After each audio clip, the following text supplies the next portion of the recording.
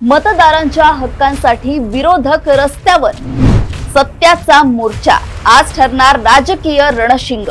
विरोधकांची 4 सूत्री मागणी, मतदार याद्या शुद्ध करा, निवडणुका थांबवा, पोलीस परवानगीशिवाय आंदोलनाचा निर्धार, पण सत्ताधाऱ्यांचा कारवाईचा इशारा।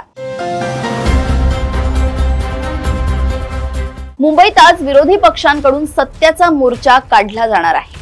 मनसे, उद्धव बाळासाहेब ठाकरे गटाची शिवसेना, शरदचंद्र पवार राष्ट्रवादी काँग्रेस पक्ष, काँग्रेस आणि काही डावे पक्ष या सगळ्यांनी एकत्र येऊन राज्य निवडणूक आयोगाच्या कामकाजाविरोधात आवाज उठवलाय।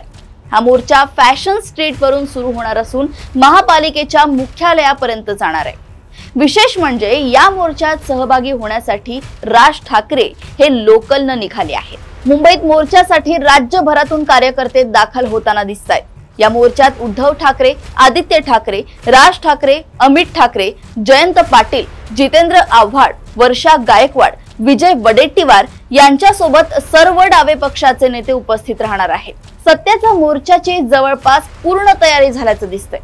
विरोधी पक्षांची झेंडे ठिकठिकाणी मुंबईत लावण्यात आली आहे। सर्व पक्षीय झेंडे लावून जोरदार वातावरण निर्मिती करण्यात आली आहे। पोलिसांनी अद्याप या मोर्चाला परवानगी दिलेली नसली तरी या मोर्चासाठी पुढाकार घेणारे मनसे अध्यक्ष राज ठाकरे हे निघाले आहेत। यासाठी राज यांनी लोकल ट्रेनने प्रवास केलाय। दुपारी 1 वाजता फॅशन स्ट्रीट वरून हा मोर्चा सुरू होणार असून मेट्रो सिनेमाच्या समोरून तो महापालिकेच्या प्रवेशद्वारावर येऊन थांबेल। तिथे सभेत रूपांतर होण्याची शक्यता आहे। पोलिसांनी मोर्चाच्या निमित्ताने बंदोबस्त वाढवला असून कारवाई केली जाण्याचा इशारा देखील सत्ताधाऱ्यांनी दिलाय। राज ठाकरेंनी दादर ते चर्चगेट लोकलने प्रवास केलाय। राज ठाकरेंना अचानक लोकल ट्रेन मध्ये पाहून प्रवासी शॉक झाले होते। काही प्रवाशांनी राज यांच्या भोवती गर्दी देखील केली। राज यांनी सर्वांना अभिवादन केले, तसेच एका प्रवाशाला त्याच्याकडील रेल्वेच्या तिकिटावर ऑटोग्राफही दिला। मतदार याद्यांमध्ये मोठ्या प्रमाणात गोंधळ झाला असून मृत लोकांची नावं अजूनही यादीत आहेत। डुप्लिकेट नावे, बोगस मतदार अशी उदाहरणं मतदार यादीत मोठ्या प्रमाणात दिसतायत। त्यामुळे या यादीवर आधारित निवडणुका घेतल्या तर लोकशाही धोक्यात येईल असं विरोधी पक्ष नेत्यांचा आरोप आहे।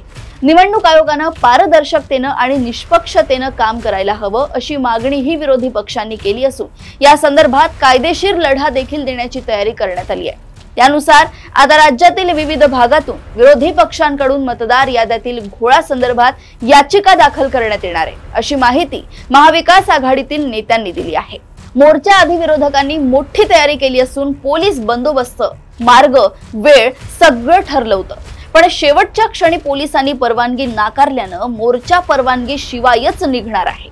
अनेक कार्यकर्ते चर्चगेट परिसरात दाखल झाले असून हा मोर्चा केवळ निवडणूक आयोगाविरोधात नाही तर मतदारांच्या हक्कांसाठी आहे असं विरोधकांचं मत आहे। स्थानिक स्वराज्य संस्थांच्या निवडणुका जवळ आल्यामुळे या आंदोलनाची विशेष चर्चा करण्यात येत आहे। महापालिका निवडणुकांच्या आधी मतदार याद्या अद्ययावत करा, त्यात कुठलीही चूक नको। मतदार याद्या अद्ययावत होईपर्यंत निवडणुका घेऊ नका, त्यासाठी 6 महिन्यांचा कालावधी लागला तरीही चालेल। मतदार याद्यांमधली दुबार नावं काढा, 7 नोव्हेंबर पर्यंत मतदार नोंदणी करा। या 4 प्रमुख मागण्या राज ठाकरेंच्या मनसेने आणि महाविकास आघाडीने केल्या आहेत। सत्याचा मोर्चा याच मागण्यांसाठी काढला जाणार आहे। राज्यातही महाविकास आघाडी आणि मनसेने मतदार याद्यांचे घोळ आहेत असा आरोप केलाय। मोर्चात आणखी काय होतंय ते पाहणं आता महत्त्वाचं ठरणार आहे। अशाच घडामोडी व अपडेट्स मी ऐश्वर्या आपल्यापर्यंत आणत राहील। तोपर्यंत तुम्ही बघत राहा देशोन्नती आणि अजूनही तुम्ही आमच्या चॅनलला लाईक आणि सबस्क्राइब केलं नसेल तर लगेच लाईक आणि सबस्क्राइब करा आणि बघत राहा देशोन्नती। नमस्कार।